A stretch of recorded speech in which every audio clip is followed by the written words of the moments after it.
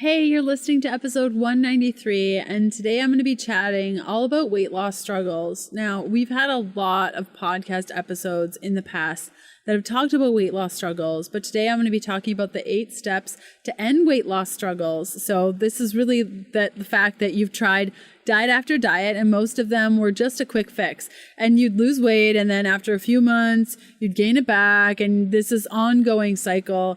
Maybe you've heard about keto weight loss. Maybe you've tried keto weight loss, and I'm just going to bust through the 8 reasons why you're not losing weight on keto. Maybe some things you've heard before, maybe some things you haven't. If you want to delve deeper into this conversation, head on over to happyketobody.com. That is my 12-week program for the keto ladies. So if you are a woman on keto who's struggling, happyketobody.com. Now, all the resources and links and other supportive items can be found at ketodietpodcast.com. Just look for episode 193 on that page. And if you have questions about today's content, head on over to healthfulpursuit.com/contact and ask me. Okay, let's do this thing. Welcome to the Keto Diet Podcast. If you're new around these parts, I'm Leanne Vogel. You may know me as the international best-selling author of The Keto Diet, The Keto Diet Cookbook, Keto for Women, and the writer behind the site healthfulpursuit.com. As a woman, you already know exactly how hard it can be to lose weight, stay in shape, and make the best of your diet. I've put together a free 21-page guide exclusive to podcast listeners that shows you why imbalanced hormones are generally at the core of all struggles that women face when it comes to our weight and our overall health. Go to ketoforwomen.com for your free guide. In this free 21-page guide called Managing Hormone Imbalances for the Keto Lady, I share tips that will help you find success in adjusting your keto to fit your lady body. First, I'll provide 5 tips to help you stay focused as a keto lady. And lastly, we will review the top hormone imbalances that affect women, signs you may have a hormone imbalance, and actions you can take right now to achieve hormone balance. You can get your free 21-page guide at ketoforwomen.com, and thank you so much for listening today.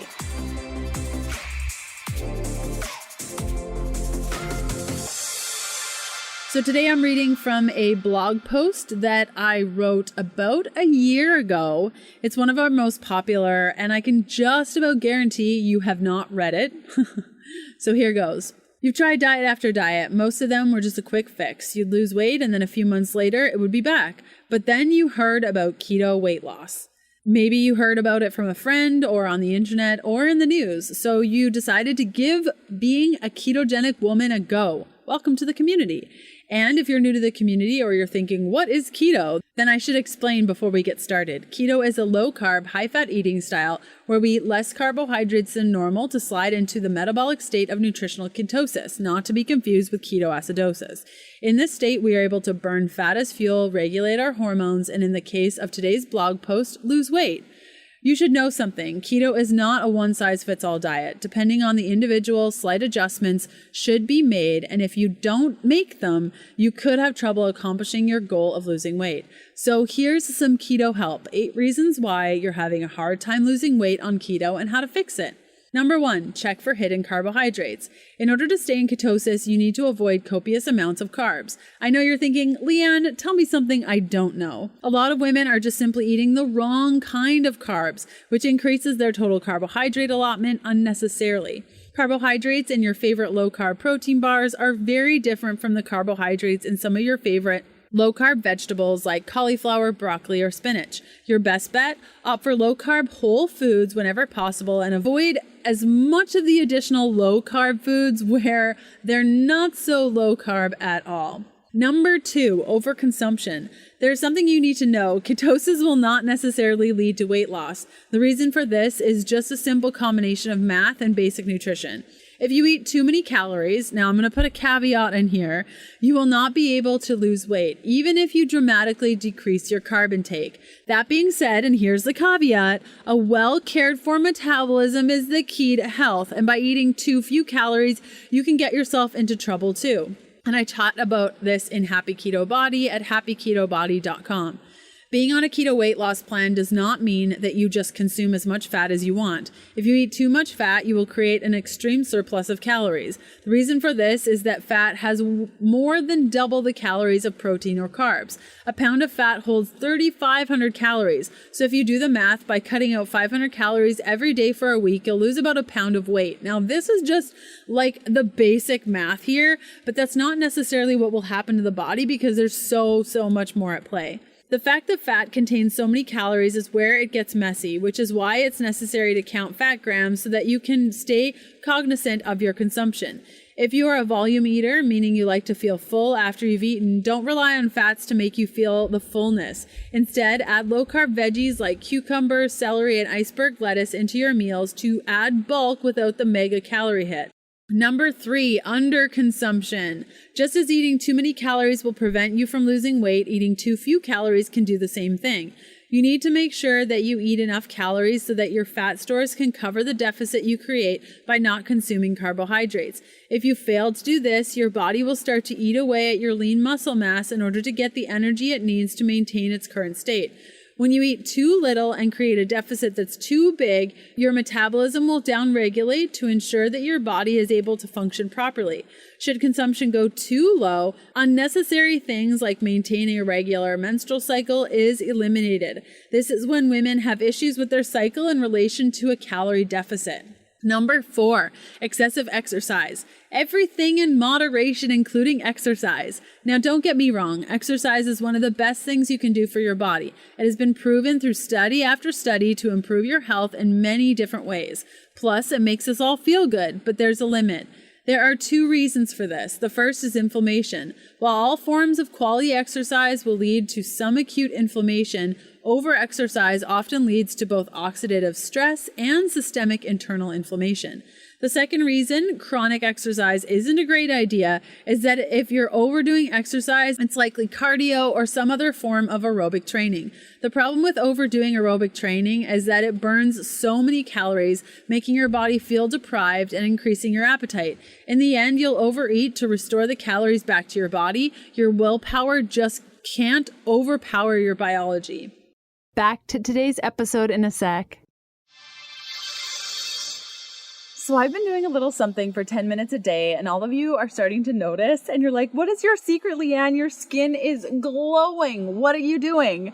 So a couple of months ago, I was quite hesitant, but I ordered a Joovv Red Light Go. It's a handheld device that I hold up to my face for 10 minutes a day. It's red light that stimulates collagen, counteracts the signs of aging, is beneficial on the effects of wrinkles, acne scars, hypertrophic scars, and the healing of burns. And it's also been known to be an effective natural acne treatment. And as a 30-something-year-old whose mother told her that she would definitely stop having acne at 18, I can tell you that's a straight-up lie, because I am now in my mid-30s and still struggle with acne. But for the last couple of months since I've started using my Joovv Go every morning for 10 minutes, my acne has gone away. My scars from way back in the day are healing, and my skin has this wonderful, beautiful glow. So if you're wondering, what is this thing? How do I do it? It's a handheld device that emits red light. I put it close to my face every morning for 10 minutes. It's a rechargeable light. It lasts about 10 days on one charge. So you just hold it up, 10 minutes, relax. When it turns off, you go about your day. You can find out more by going to joovv.com/keto. That's JOOVV.com/keto. Click on shop and choose targeted devices. Now, if you want the device that I have, it's the Joovv Go Red model, and that'll help boost the collagen in your face, reduce the fine lines, acne scarring, and all that amazingness. Help boost your glow. Again, that's JOOVV.com/keto. Okay, back to today's episode. Number 5, high levels of stress. High stress can often lead to issues with weight loss because of cortisol's role in the body. This stress hormone is one of the hormones released when your body is under stress or in fight or flight mode. And because cortisol pushes your body to store fat around your stomach, when there is excess of the hormone, your body will struggle with weight loss. Additionally, cortisol can force your brain to be underfueled because it pushes glucose to the muscles instead of the brain when the body is stressed. Besides weight gain and keeping the brain from getting the energy it needs, cortisol can also lead to acne. Bummer, right? Now, don't go thinking cortisol is evil. I know I've painted that picture, but we do really need it to survive, stay alert, motivated, and awake. The good news is that when your stress is under control, cortisol gets to do what it's meant to do, regulate our sleeping cycles, boost motivation, and be our friend throughout the day. It's only when the hormone is overproduced that weight loss is hindered. And the even better news is that your hormones on keto are more regulated. This means that you can get better at managing your stress and keep your cortisol levels in check while following a ketogenic diet. The reason for this is that the foods that are encouraged for keto women have anti-inflammatory properties, which help to reduce chronic cortisol levels and improve your sleep. Number 6 is lack of sleep. Sleep is a tricky topic, and I'm really exhausted right now, so I really need this. Sleep is a tricky topic when it comes to how much or how little someone should get, but you do need to test out how much sleep your body needs, and if you don't get enough, weight loss can be stalled or completely hindered. The reason that a lack of sleep can take such a toll on your body is that it messes with your body's biological clock and your circadian rhythms. Your organs depend on these because they are set to understand and operate at different levels depending on time. If you stress with your sleep schedule, they won't operate at their optimal levels, and maximum fat loss simply can't be achieved. And then there's the hormone regulation, including the hormones that control your hunger. Specifically, 2 hunger hormones are negatively impacted by your lack of sleep. The first is ghrelin, which is the hormone that makes you feel hungry. Ghrelin levels are increased when you don't get enough sleep. The second is leptin, which is the hormone that makes you full. Leptin levels are decreased when there is a lack of sleep. This combination leads to a struggle with weight loss and cravings and horribleness. It's not fun. So this is a really interesting piece too, is because I would get lack of sleep because I forced myself to wake up at 5 o'clock in the morning to go training, and I was operating on 4 hours of sleep, and I wondered why I was gaining all this weight. Yeah, it's because I wasn't sleeping.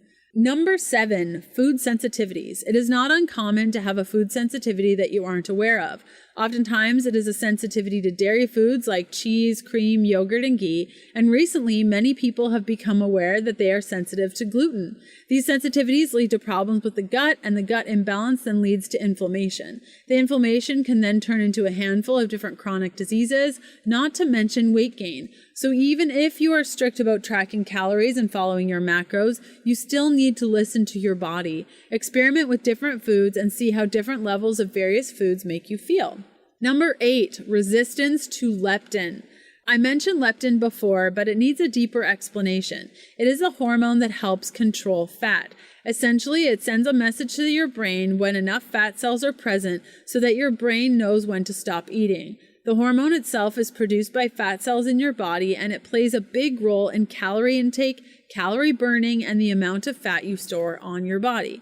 When your body becomes resistant to leptin, it stops the brain from receiving the message that there are enough fat cells. In other words, you don't know when you're full. Reasons for leptin resistance include poor sleep patterns, the body being in starvation mode, a diet high in processed foods, calorie restriction, overeating, and stress. Leptin resistance is a big reason that people with obesity struggle to lose weight. They have plenty of leptin, but their brain isn't getting the signal, so they never feel satiated. So while all of these 8 issues could be the reason why you're struggling to lose weight on your ketogenic diet, you will need to narrow them down. To do this, you should go through a trial and error process. Once you pinpoint the issue, you can begin to address it and watch as keto weight loss works for you.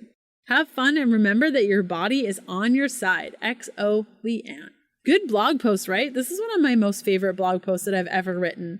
I hope you enjoyed today's episode. I know it's a short one. I hope you don't get angry, but I feel like I just shared a lot of value. I hope you enjoyed it as much as I have. In episode 194, so on Sunday, October 6th, I'm going to be sharing everything to do with yeast infections and your vagina. So ladies, listen up.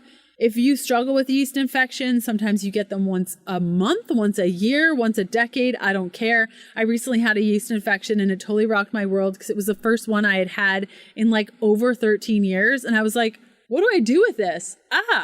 So I wrote down everything that I did, that I used, all the supplements, everything. So if you're interested in that, definitely hold tight for episode 194 that comes out on Sunday. Thanks again for listening, and I will see you soon. Bye.